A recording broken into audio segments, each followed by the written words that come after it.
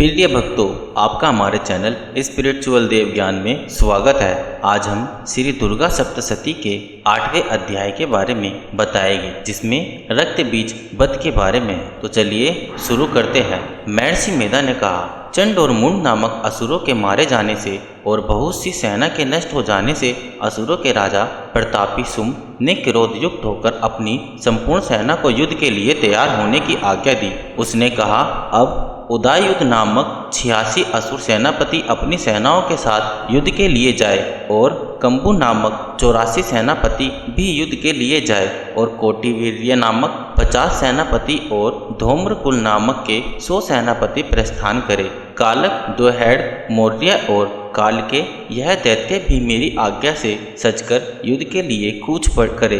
भयानक शासन करने वाला असुरों का स्वामी शुंभ इस प्रकार आज्ञा देकर बहुत बड़ी सेना के साथ युद्ध के लिए चला। उसकी सेना को अपनी ओर आता देखकर चंडिका ने अपनी धनुष की टंकोर से पृथ्वी और आकाश के बीच का भाग गुंजा दिया। हे राजन, इसके पश्चात देवी के सिंह ने दहाड़ना आरंभ कर दिया और अंबिका के घंटे के शब्दों ने उस ध्वनि को और भी बढ़ा दिया। धनुष की टंकार, शेर की दहाड़ और घंटे के शब्द से पृथ्वी और आकाश के बीच का भाग गूंज उठा और इसके साथ ही देवी ने अपने मुख को और भी भयानक बना लिया। ऐसा भयानक शब्द को सुनकर राक्षसी सेना ने देवी तथा सिंह को चारों ओर से घेर लिया। हे राजन, उस समय दैत्यों के नाश के लिए और देवताओं के हित के लिए ब्रह्मा, शिव, कार्तिकेय, विष्णु तथा इंद्र आदि देवों की शक्तियाँ, जो अत्यंत पराक्रम और बल से संपन्न थी, उनके शरीर से निकलकर उसी रूप में चंडिका देवी के पास गई। जिस देवता का जैसा रूप था, जैसा आभूषण थे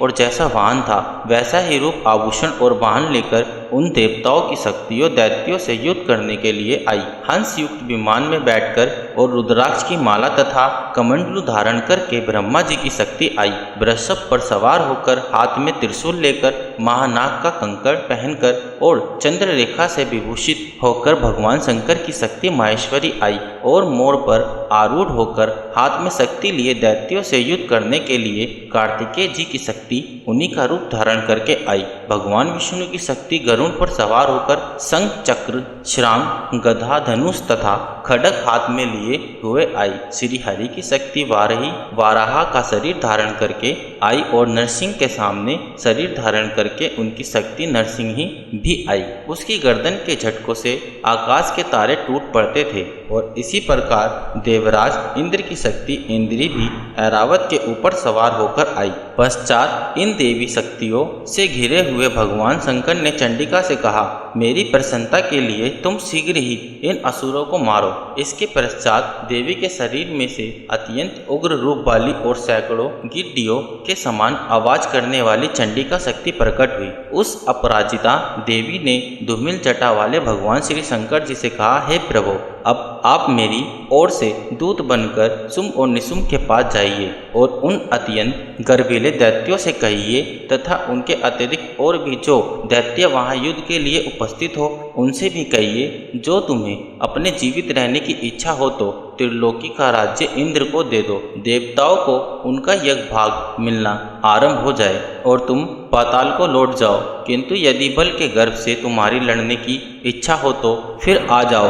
तुम्हारे मांस से मेरी योगिनियां तृप्त होगी। क्योंकि उस देवी ने भगवान शंकर को दूत के कार्य में नियुक्त किया था, इसलिए वह संसार में शिवदूती के नाम से विख्यात हुई। भगवान शंकर से देवी का संदेश पाकर उन दैत्यों के क्रोध का कोई आर पार न रहा और वह जिस स्थान पर देवी विराजमान थी वहां पहुंचे और जाने के साथ ही उस पर बाणों और शक्तियों की वर्षा करने लगे। देवी ने उनके फेंके हुए बाणों, शक्तियों, त्रिशूल और फरसों को अपने बाणों से काट डाला और काली देवी उस देवी के साथ आगे खड़ी होकर शत्रुओं को त्रिशूल से विदीर्ण करने लगी और खड्वांग से कुचलने लगी। ब्राह्मणी जिस तरह दौड़ती थी, उसी तरह अपने कमंडलू का जल छिड़क कर दैत्यों के वीर्य व बल को नष्ट कर देती थी और इसी प्रकार महर्षि त्रिशूल से, वैष्णवी चक्र से और अत्यंत कोप वाली कौमारी शक्ति द्वारा असुरों को मार रही थी और इंद्री के बाजू के प्रहार से सैकड़ों दैत्य रक्त की नदी बहाते हुए पृथ्वी पर सो गए। वाराही ने कितनी ही राक्षसों की अपनी युद्धन द्वारा मृत्यु के घाट उतार दिया।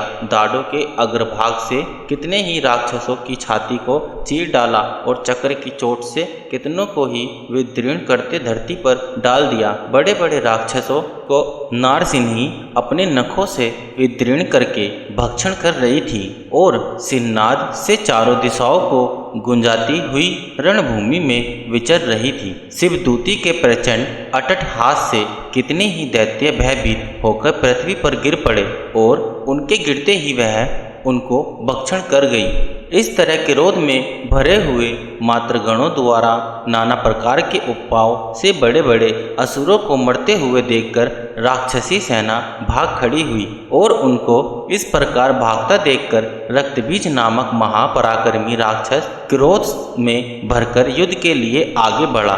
उसके शरीर से रक्त की बूंदें पृथ्वी पर जैसे ही गिरती थी, तुरंत वैसे ही शरीर वाला तथा वैसे ही बलवान दैत्य पृथ्वी से उत्पन्न हो जाता था। रक्तबीज गदा हाथ में लेकर इंद्री के साथ युद्ध करने लगा।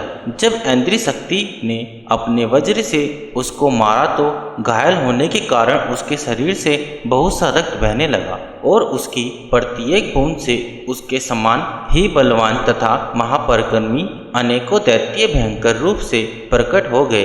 वह सबके सब दैत्य बीज के समान ही बलवान तेज वाले थे। वह भी भयंकर अस्त्र शस्त्र लेकर देवियों के साथ लड़ने लगे। जब इंद्री के वज्र प्रहार से उसके मस्तक पर चोट लगी और रक्त बहने लगा तो उसमें से हजारों ही पुरुष उत्पन्न हो गए।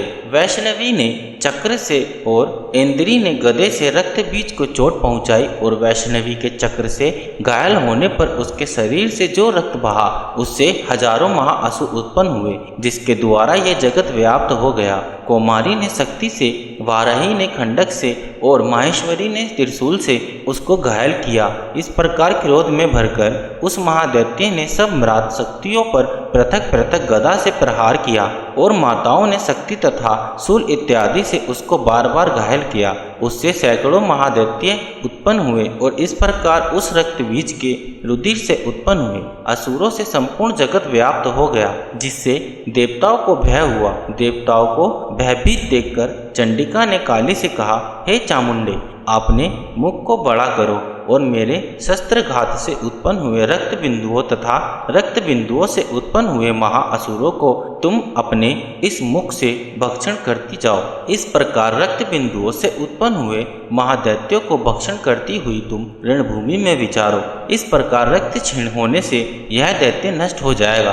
तुम्हारे भक्षण करने के कारण अन्य दैत्य नहीं होगा। काली से इस प्रकार कहकर चंडिका देवी ने रक्त बीज पर अपने त्रिशूल से प्रहार किया और काली देवी ने अपने मुख में उसका रक्त ले लिया। तब उसने गदे से चंडिका पर प्रहार किया। प्रहार से चंडिका को तनिक भी कष्ट न हुआ, किंतु रक्त बीज के शरीर से बहुत सा रक्त बहने लगा। लेकिन उसके गिरने के साथ ही काली ने उसको अपने मुख में ले लिया। काली के मुख में उस रक्त से जो असुर उत्पन्न हुए उनको उसने भक्षण कर दिया और रक्त को पीती गई। तदंतर देवी ने रक्त बीज को, जिसका ही खून काली ने पिया था, चंडिका ने उस दैत्य को वज्रबाण, खड्ग तथा ऋषि इत्यादि से मार डाला। हे राजन, अनेक प्रकार के शास्त्रों में मारा हुआ और खून से वंचित वह महादैत्य रक्त बीज पृथ्वी पर गिर पड़ा।